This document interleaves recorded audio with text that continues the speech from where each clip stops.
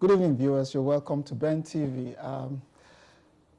My name is Kayode Ogundamisi. Sometimes I tend to forget my name because so many things are happening in Nigeria that you miss out on even your own name. Tonight, we're not going to have we're not going to make it too hot. We're going to be talking about a specific issue, which is female genital mutilation. So in the studio, we'll have a survivor, Ms. Sesay, who survived FGM. And then Pamela Bischof, who is of the Guys and St. Thomas's Hospital, and Dr. Comfort Momoh. They're going to join me in the studio. And we'll have that conversation about a very important topic, which is female genital mutilation. But I'm also happy to announce to you that next Thursday, take a day off work if you're working the evening shift, you know, and if you have your holidays booked, you better cancel it, because for the first time since the ending of the civil war in Nigeria, a TV station will be talking about Biafra. We are going to have a full house where we're going to have a conversation about Biafra Republic, how realistic, and proponents of Biafra Republic are going to be in the studio to have this conversation. But, well, I've got with me in the studio Rose Peter Graham. Rose, you're welcome back. How you doing, Kayode? I'm good. You're looking different today. Yes, I've gone natural. Fully, completely. Okay. This is what I'm promoting now. So what's happening in Nigeria? Okay, a lot in NMPC, of course, on certain appointments, but you know, the president's visits to the United States seems to have it's completely overshadowed every other issue in Nigeria. You know, he had a grand reception when he got there. And you know, I mean, on the internet, as a matter of fact, it's flooded with the photos. We've been having balls of photos of the president's visit. Beautiful, beautiful photos. And Nigerians are happy. You know, they're so excited, especially with the president's interview on CNN with Christina Amanpour. They said the president's outing was fantastic. But wait. It feels like we're still in a campaign period. We have elected this man to do a job. Get on and do the job. We're still having the same I will do. He said so. The elections are over. He said so. Even in the questions that were put to him, when we're still talking about Boko Haram. Sadly, Boko Haram has killed over 500 people since the president came on, as in President Buhari became president. But he said he is going to deal with it. He keeps saying, this is an issue I'm going to attend to. For me, I'm so scared because recently, we know of the recent attack of Boko Haram, the hometown of the acting chief of staff. So you can imagine something like that. Okay. They are becoming daring. What is this government doing? Okay. Anyway, we're happy. Nigerians, you seem to be very happy with having photographs. I think those photos, they are foiling your cars, you know, those nice Buhari pictures. They seem to take them to the market. Buhari's photo, I want 10 kilo of suya. So they are happy. Yes, but beyond that, there are certain things that President Obama said, you know, when they spoke about the issues of Nigerians who've stolen our resources and start somewhere. The President Obama actually said that I have already directed the FBI to work with American banks and other investment companies to trace and refund to your country or to your government every cent of money stolen and stashed here. That's good news for me. That is really good. And there's something else I must draw your attention to. The whole world seems to be talking about this man, President Buhari. And immediately they talk about him, they talk about his uprightness, his character and integrity. You know, and I think that is bringing a new brand about the country. Well, true. We're happy that the world seems to be seeing a new Nigeria where there's a man of integrity. And he's not just the only one that is a man of integrity. That's why I am not happy that the president cannot find people like him. There are more than millions of people like him in the country that can work with him immediately. You know, they can kickstart the change process. So because the president must be able to multitask. We can't be dealing with security January to December, and then economy later, we need to have a sense of direction. Rose, I wouldn't... Before you chase me, let's point this out. And the president also said something. He said Jonathan's ministers stole 1 billion barrels of crude oil every day, and that they are going to start arresting former ministers. You should start arresting them. You should stop telling us stories. We want him to get down to work. The president is not a news reporter. He's the president of the country. We want to see what he's doing. He shouldn't be telling us what we already know. We know Jonathan's people stole. We know Obasanjo's people stole. We know they've been stealing since the British left. He should get down and do the job. So I'm going to leave you with, because it's a sensitive topic, viewers, female genital mutilation. I have decided that Rose Peter Graham is going to be talking to the survivor of FGM. Because there are difficult questions as a man. I'll find it very difficult to ask. So we'll take a short break. When we come back, Rose will be speaking with Hauwa Sesay about her experience. Hauwa Sesay, I beg your pardon. Oh, Aisha. Aisha. You know, so Hauwa Sesay, you know, we'll be having a conversation with Hauwa Sesay, and then I'll be back to speak with Dr. Momoh and Pamela about the campaigns. Don't go away. We shall be back. Situation. And on Politics with KO, what we try to do is to go beyond the confusion and get something really meaningful.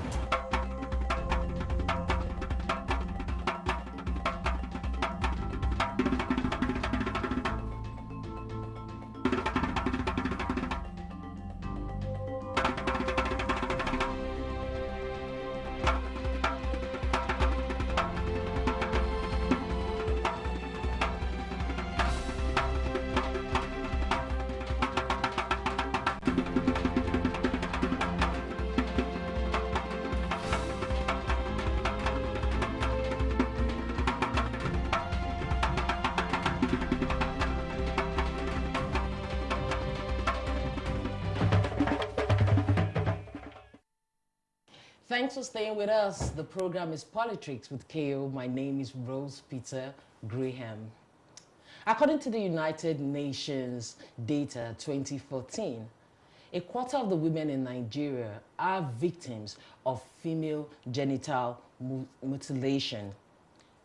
Female circumcision is one issue that has been debated constantly around the world, and the federal government has put a ban on it on the 4th of May 2015. And I do not know how far Nigerians are relating to this or how much they know about this. I have with me a Sierra Leonean, Hauwa Sesay. She is a survivor of female genital mutilation. In other words, female circumcision. Thank you very much, Hauwa, for joining us. Thank you. I would like to know, how old were you when you were circumcised? I was 13 years old. 13? Yeah, 13 years old. For you, before your circumcision, what's your knowledge about it? I didn't have any clue. I didn't have any knowledge about it. But you know is a rite of passage where you're from? Well, according to, because nobody will tell you what you're going to meet down there. Okay. I was just thinking that female genital mutilation, which we call in Sierra Leone the Bondo Society, I was thinking that they are going to shower me with herbal leaves. Okay. But I didn't know the nitty-gritty of it. Okay, but why was this done when you were 13 years old? Why wasn't it done while you were a baby? Well, it depends to some tribes. Okay. Some tribes, they will do it when you are 2 months old, or a week old, or a year, or some, they will do it when you are 10, 15, it depends. It depends to individual. Okay, a lot of people out there now won't be itching to know what it was like for you to be circumcised at 13. Well, it was not my choice. Okay, can you put us through your experience? My experience was, I couldn't recollect. My experience was harder for me to know why did my auntie put me into it. But in other way round, if you didn't go through the passage, you are not a woman.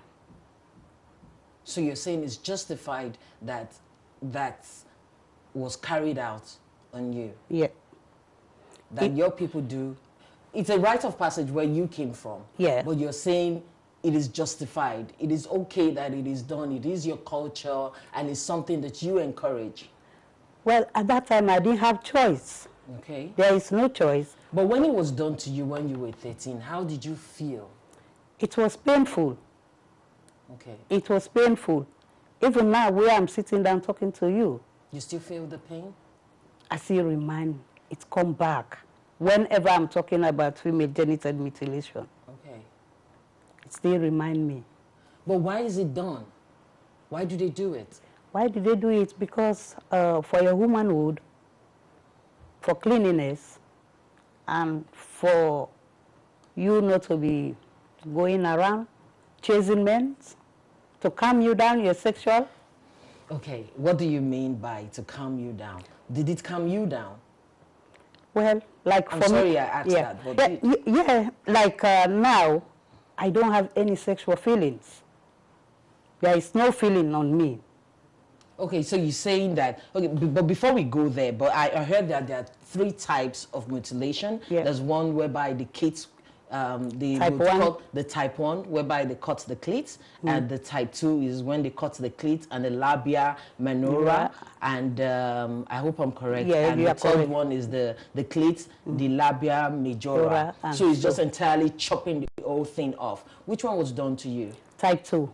Type 2. Yeah. Okay. So the labia minora Yeah. and your clit was cut off. Yeah. So now sexually, if you lie, you're married. I am, yeah. You've got kids. I've got 2 kids. 2 kids, so Yeah. congrats. But when you lie with your husband, do you feel anything sexually? Like a dead woman lying. I don't feel anything. The good part of it, my husband knows my body. Okay.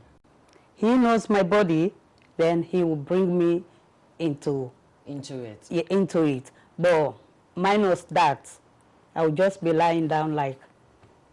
When you say it will bring you into it, it will bring me. It will make you enjoy and the it will sexual. bring, yes, he knows my body how to bring me into sexual activities. Let me see. Okay, there are certain words that are coming into my head now. I really don't want to use because I am on television. Yeah. Okay, then. I would like to ask, okay, I've actually asked, but severally like that. Yeah. Do you try to avoid them? Several times.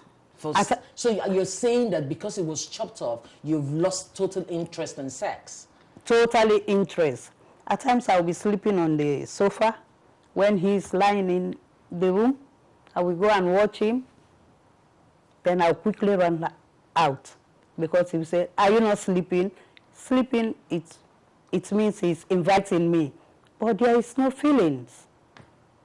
There is no feelings. I'll just be lying down like a What if it touches other parts of your body? Well, it will bring me up. But sometimes I'm not in the mood at all. Because it was chopped off? Yeah, yes. So are you going to say now that those who do it, who feel that putting a ban on female mutilation, it's a violation of their culture, you think they're being justified if they say that the reason why circumcision is done on girls is to stop them from being flirts or messing around? Let me tell you something. We're moving now to another century. We can't allow our culture to hurt people down. You know, in our community, in our society, we don't speak. Our lips are tight. Okay. But we're going through a lot. So let them allow our culture. We make culture. It's me and you make the culture. Okay. So we can amend some. Like female genital mutilation, we need to amend it. Let me tell you another thing. Having a baby, those that are holding into it is our culture. Having your baby is difficult. Some will say, "Oh, I have my baby quietly. Okay. I have my baby nicely." Those that are for it, naturally. But mind you, I don't say they are lying. It's difficult for everybody that gone through FGM to have baby normal way without pushing, because the clitoris there, the clitoris, God put it down there to help the baby when you're having your baby, for it to pop out. But when it's not there, it will close. So you'll be on labor for quite a long time. Okay. So it's a killing. People die there by bleeding, tetanus, infection. So why are we holding into this? So it is wrong. It is wrong. I'm spelling it out. It is wrong. We need to amend our cultures. I'm a cultural woman. Okay. But that one, I can't buy it. That's very true. I would love to talk to you about the reconstructive surgery. Yeah. But before then, if you could talk to us briefly about your trust, your organization, and what you're doing about this. I'm campaigning against it. I live in Hackney. I'm campaigning against it in Hackney, locally, nationally, internationally. Okay. What effect is it having in Africa? Because you're in Sierra Leone, and I've heard that women from Gambia, from Ethiopia, it's a global thing. No, that they suffer it more. They suffer the stage 3, the type 3. But I know that in Nigeria, it's the type 1. I mean, most of my siblings were circumcised. Yeah. So it is the type 1, and I haven't heard of them, you know, suffering this much. But what stage was yours? Type 2. Okay, type 2. I asked you that earlier. Yeah, but these other women suffer the type 3. Type 3. What is that like? Type 3 is chopping the clitoris and the meat. Yes, and show it together. The two lips, show it and leave a small tiny hole where you pass your circle and your menstruation. But let me say FGM, all FGM affects women. Okay. Type 1, type 2, it affects every woman that undergo FGM. And their reason is false, is it? Yeah. The reason the culture claim that they do it. Is it false? Yes, I will say. Can you tell us why? How? Why? Because if they are saying it's for cleanliness, as a female, yes, you go and use in your bathroom. Why can't you wash yourself properly? Okay. So. Okay, I'm listening. Why can't you wash yourself properly? You are a female. Okay, so they said the reason why they cut it is to help your hygiene level. Is to help, yes. Because I've heard about a friend who had it recently. Yes. But for me, I can't put myself into that anymore. You're not going to do it if you have the opportunity? No. The opportunity is under my footstep, but I can't. You can't do it? Yes, I'm scared of pain. Okay. What I've learned is enough. Enough is enough. I understand. Thank you very much. We really do appreciate the fact that you could come out and you talk about this and you're fighting against it. I will fight until I fight no more. You would win this battle. Thank you very much. Thank you. I've been speaking with Hauwa Sesay. She's a Sierra Leonean and she's a survivor of female genital mutilation. Okay, and it's a sensitive topic tonight, female genital mutilation. Rose was here. She spoke with a survivor, Hauwa Sesay. And I've got with me in the studio Dr. Momoh. Am I correct? Yes, yeah, Dr. Momoh. And I've got Pamela Bischof with me. You're both welcome on the program. Dr. Momoh is the founder of Global Comfort. You work with Guys and you both work with Guys and St. Thomas's Hospital. So let me ask the first question, Dr. Momoh. How serious is the program? I thought, okay, Nigeria has passed a law. We know it's not legal anymore in Nigeria. So victory, why are we still on the topic? FGM is very serious. As you've heard from the program, about 130 to 140 million girls have been affected worldwide.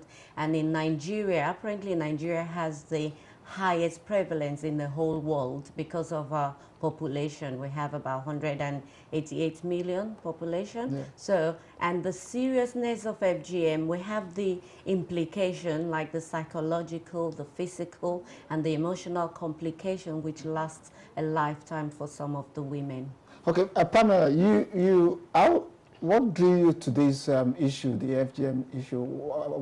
Is there a personal story? Do you know someone who's been a victim or a survivor? I know a few people. I mean, as a midwife, it's something you see on a very, very almost on a daily basis. You have women who come in to have their babies, and some of them have been defibrillated. So we have to call Dr. Momoh, obviously, because she's a specialist at guys, to open them up to have the baby.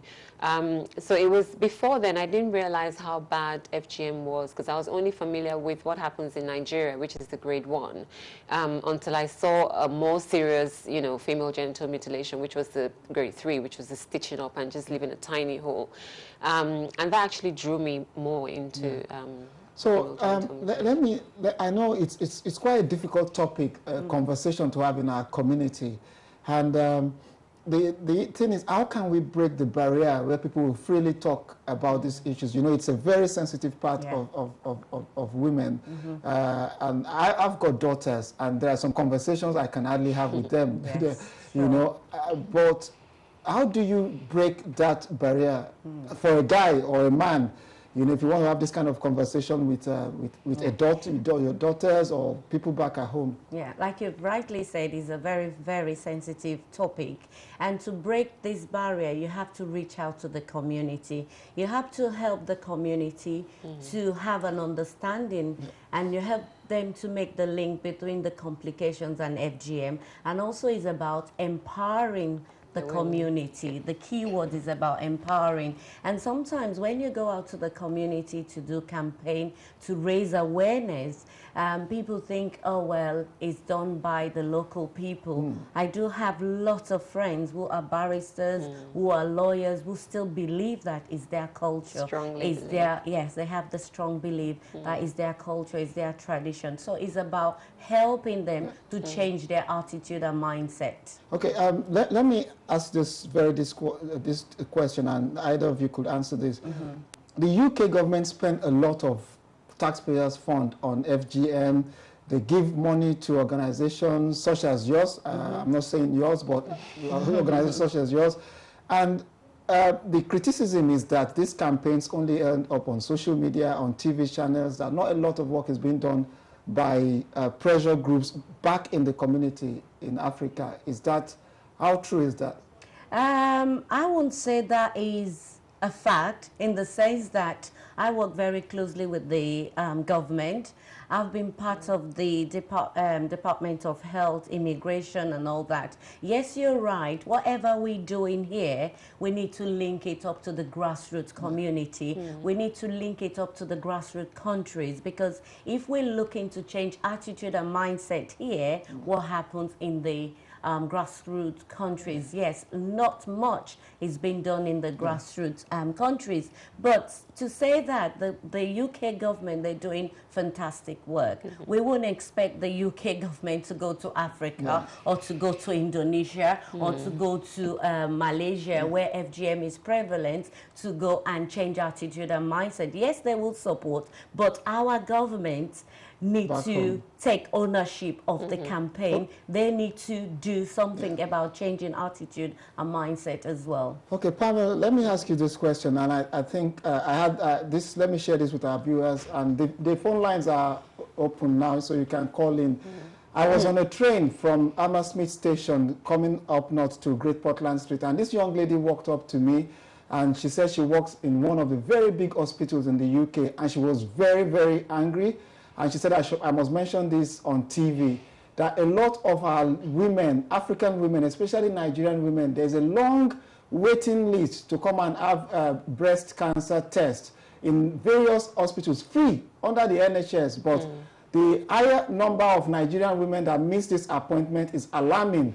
And this is a very senior medical person within the NHS that is saying, look, to our members of our community, you must go and test yourself. It's free. We live in this country. We pay our tax, and our taxes, and it's important we just take advantage. You know, you can make money, but you never know when you just sleep and you never wake up. Now, let me ask you from your experience. I know there are confidentialities here. How serious is the issue of patients not turning up to carry out tests, you know, to talk about these sensitive issues? Are we looking only at breast screening or cervical smear, everything? Yeah. Generally, I think from my experience, what I've realized is, like Dr. Comfort said, it all boils down again to your mindset.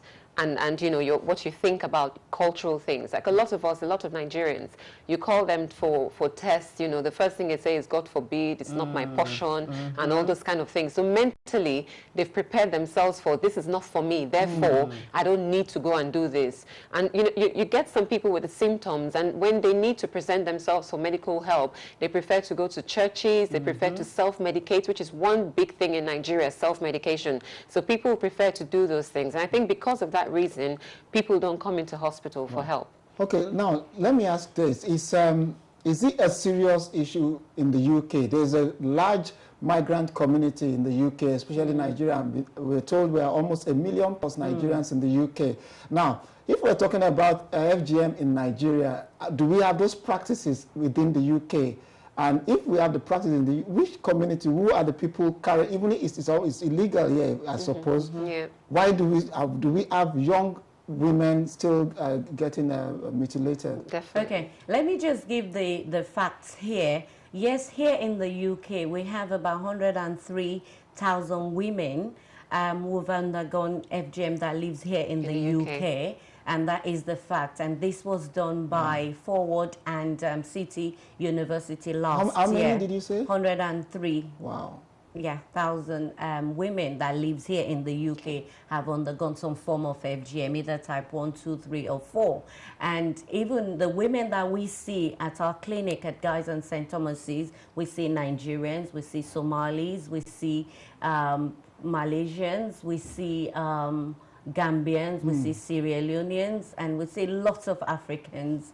And we know that the Kurdish Iraqis perform FGM as well. They perform typical type 1. Wow. Okay, let me take the first caller. Hello, good evening, caller. Please tell me your name and where you're calling from.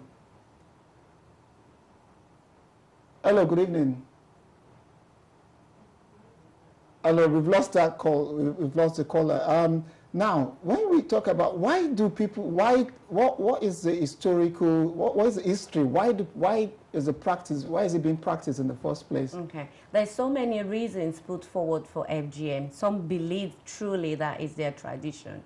Some believe it's their culture, and some performs it as a rite of passage. Hence, they do it as teenagers. And you can imagine having your clitoris removed, having your labias removed at age 18 or 15, and you can imagine the implication at a later stage as well. And some perform it just before you get married. Some perform it just before you have your first child, because they believe that the clitoris is very spiritual, it's very powerful. You have to remove it. If not, if you having your first child, your baby can die. Wow. Okay, before I come back to Pamela, I think we've got another caller on the line. Hello, good evening, caller. Please tell me your name and where you're calling from. My name is Kate. I'm calling from London. All right, go ahead, Kate. So, it's about the female mutilation. Yeah.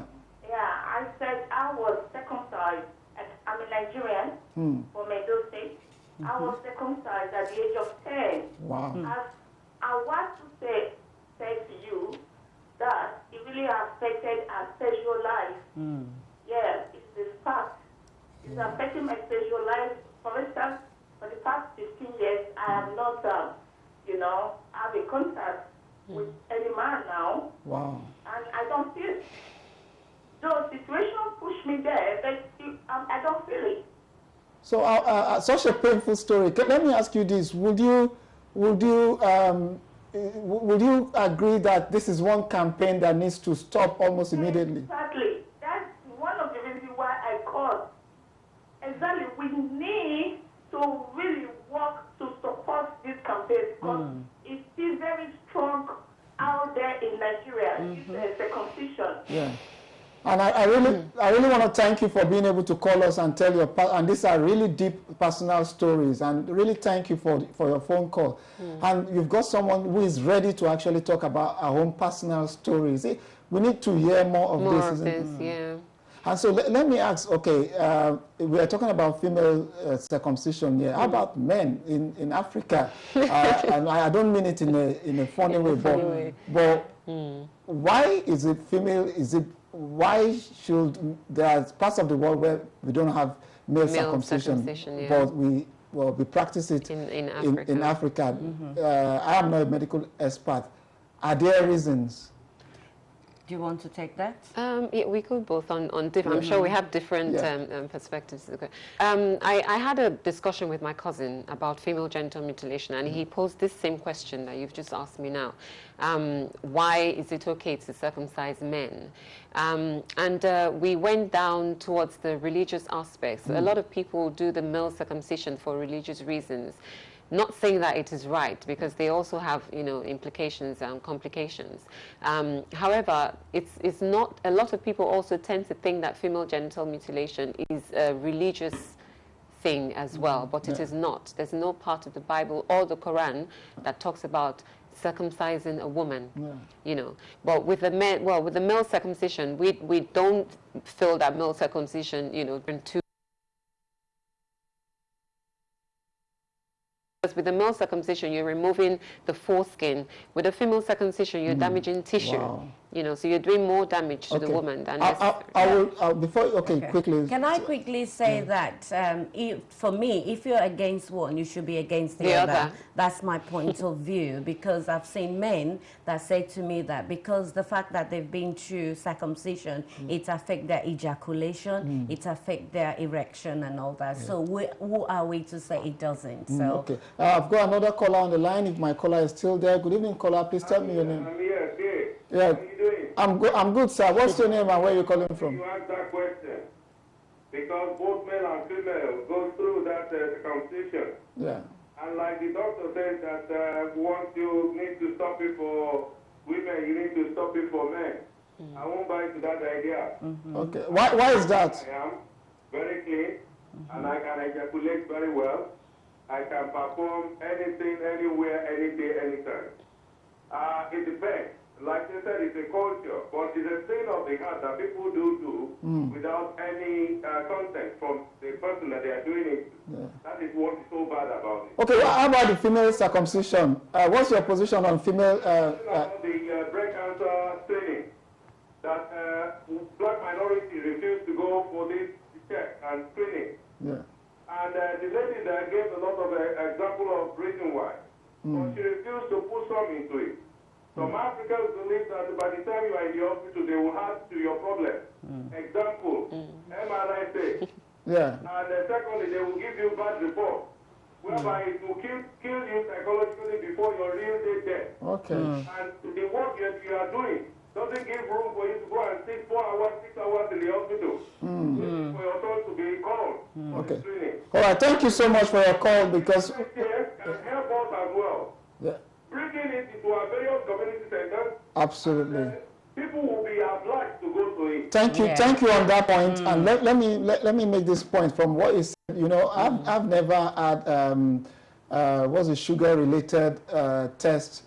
Diabetes test until the organization I worked for did a project where people just, I never knew it was that simple, where they just prickle you, and then you get the results right there. Diabetes test, and I've avoided it all this. I'm just going like, I'll go there now, and he has a valid point. Now, do you want to make a comment on the point he made about people thinking if they go into the hospital, they're probably going to add more to their problem? Again, like Pamela has said, it's about people's mindset, I would say. And also, we tend to listen to what our friend says, what our colleague says. Yes, people might have bad experience, but not all people have bad experience.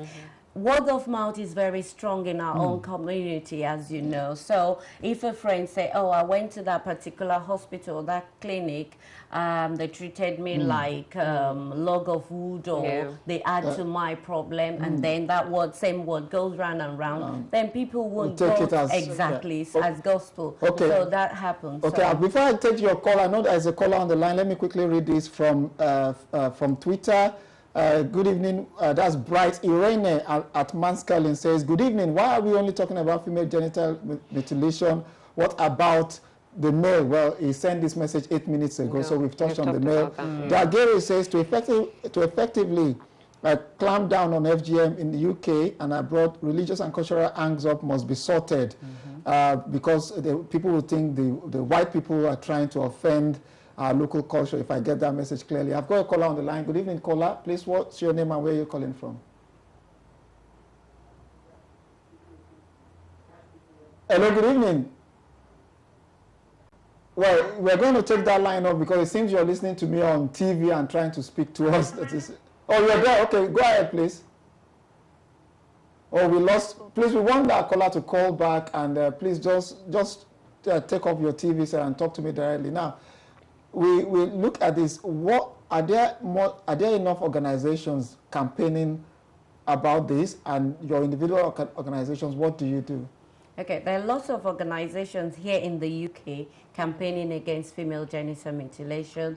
There's Black Women's Health and Family Support, there's Global Comfort, there's ACCM, there's Forward, there's Hauwa Trust, so many organizations. I think what is lacking is, yes, so many organizations, but everybody is doing their own individual things. We all need to join hands together. We need to work in partnership to reach out to our community, to reach out to our churches is very key. Like Pamela has said, one of the reasons put forward for FGM is a religious obligation. And we know that FGM predates Islamic religion. It's got nothing to do with Muslim or Islam, but people will hide behind Islam. Or even Christianity. Or Christianity, yes. People will hide behind the religion, say it's my religious obligation. The Christians will say the same thing, and we know it's not in the Bible. Okay, I've got a caller on the line. Good evening, caller. Please tell me your name and where you're calling from.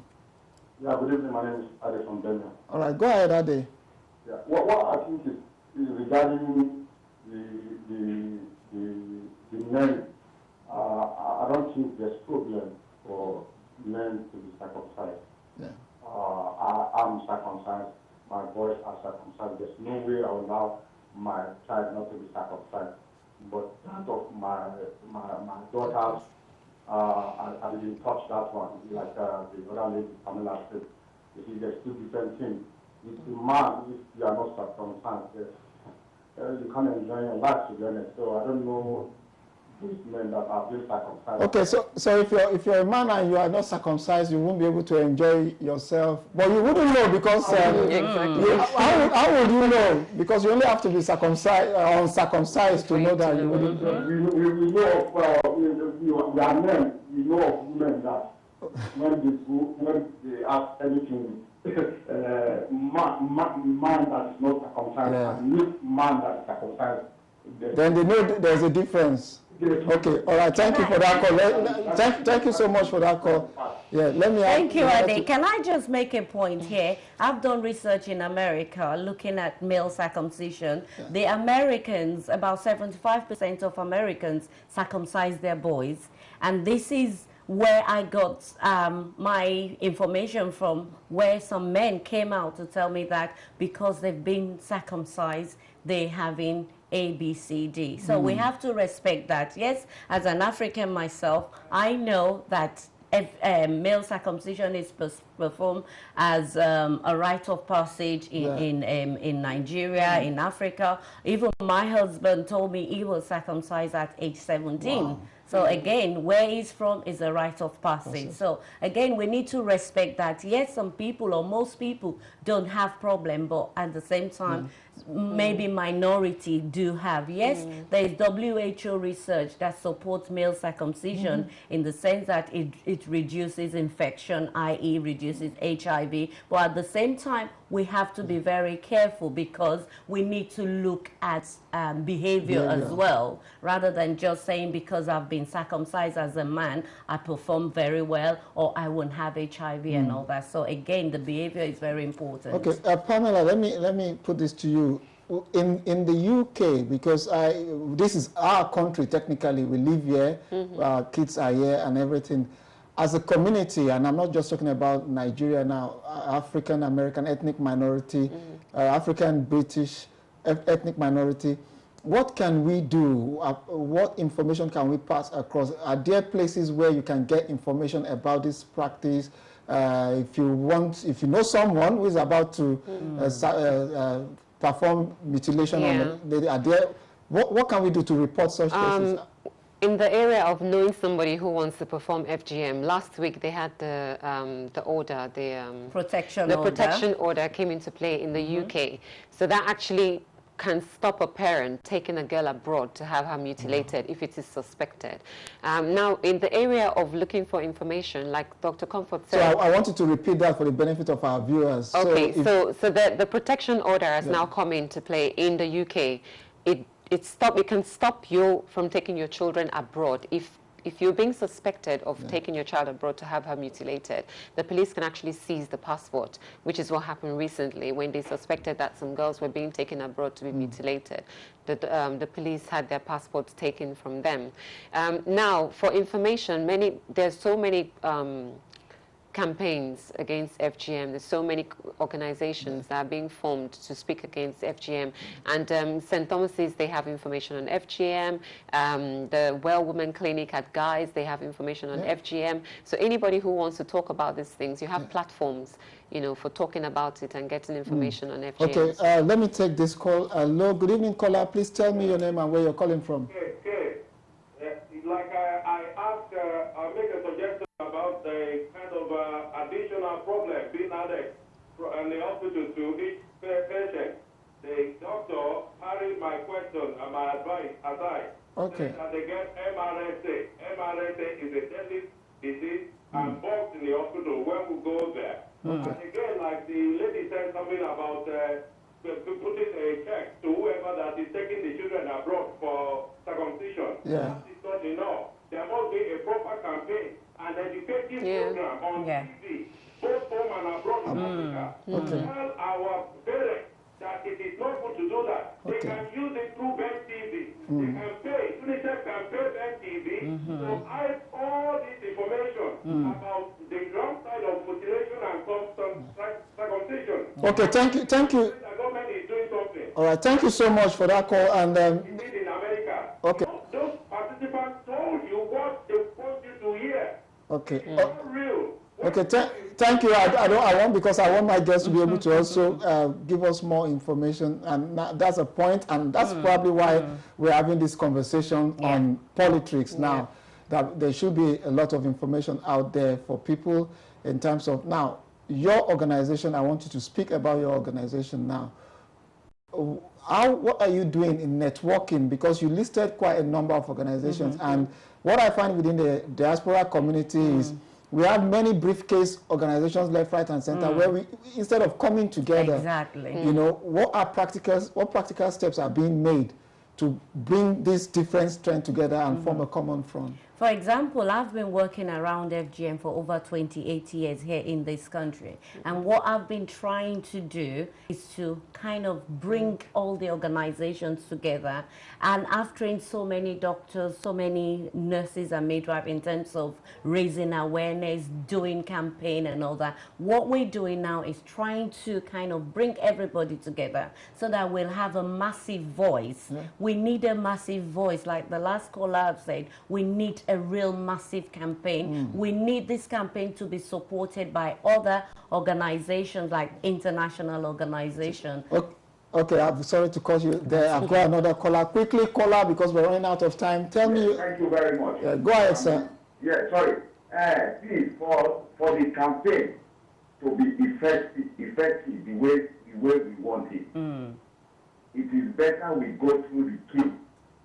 All the rulers, the royal father. If we don't go through them, my brother, you can never pass information very effective in that country. So they are the founder of the whole Nigeria. In the north, you go through the area. In the southwest, you go through the Oba. In the Igbo side, you go through the Igwe. Because the rural area, those are the people that need this information. And regarding the passport that they steal from this country, I don't buy that idea, you know. Because you people, you say that some people in a bit true religion or true family belief. So for such people to go through family belief, and at the end of the day, they steal their passport. I don't think it's okay, all right, thank you so much for your call. I've got a tweet message. A Child Advocacy NG says, To solve FGM globally, it is necessary to intensify the campaign in Africa where it is performed every day, and that's Lola Alonge. And Mogul Okezie Moses says, aren't you trivializing a serious issue? Describe male genital mutilation, circumcision, as in you shouldn't be comparing male circumcision with female circumcision. They are quite different. Very different. That's a tweet message I'm getting. And in rounding up, can you just tell me quickly how we can get in touch with you, because we're out of time now. Quickly. Okay. Well, I founded Revive Foundation, and I'm on Twitter at Revive FDN. I'm also on Facebook, and we can be found as midwives at St. Thomas's Hospital. Okay. And also myself, Global Comfort, and you can find me on Twitter, Instagram, Facebook. Okay, thank you so much. I want to thank both of you for coming on the program. Thank you.